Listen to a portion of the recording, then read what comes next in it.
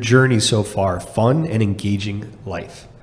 So is there anybody specific, people or organizations that you would personally like to say, I'd like to give a thanks to this person?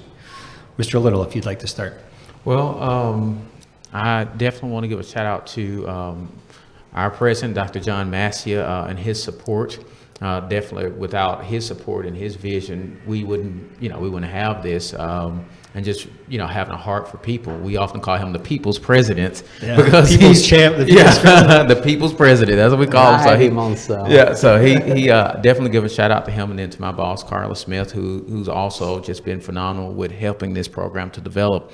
But really and truly, when it gets down to the nuts and bolts, the day in and day out, it's my team of staff, like I mentioned earlier, my program supervisor, case managers, resident managers, my maintenance techs, aides, case management aides, all those folks, they really make this program what it is. And so, and I really want to give a shout out to them and to their families, because, like I said, this requires a lot of commitment. We serve 9 counties in Talladega, but we also have this program here. So it is a huge undertaking. And sometimes your families are like, you got to go there late at night, it's bad weather, you got to go. So, I mean, when you're in, and your family's got to be supportive of you. So I really want to give a shout out to all those folks. Thank you for sharing that, Mr. Marshall. All right, sure.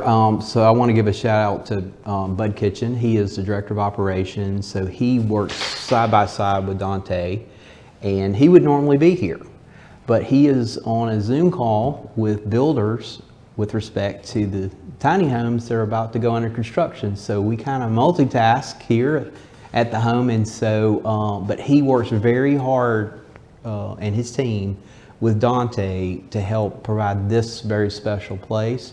Big shout out to my team overall. I mean, I feel like a mirror, just reflecting their compassion, their professionalism in our calling to children and families.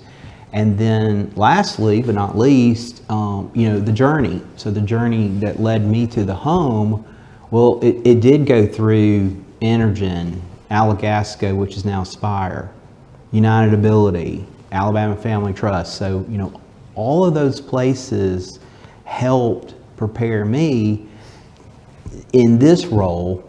And, with respect to Union Village, working at United Ability as their CFO and the Alabama Family Trust, Special Needs Trust as their CFO, created within me that, well, there's a permanent place in my heart that's reserved for those with a disability. So, yes, I'm called to at-risk and homeless children and families. That's what I'm here.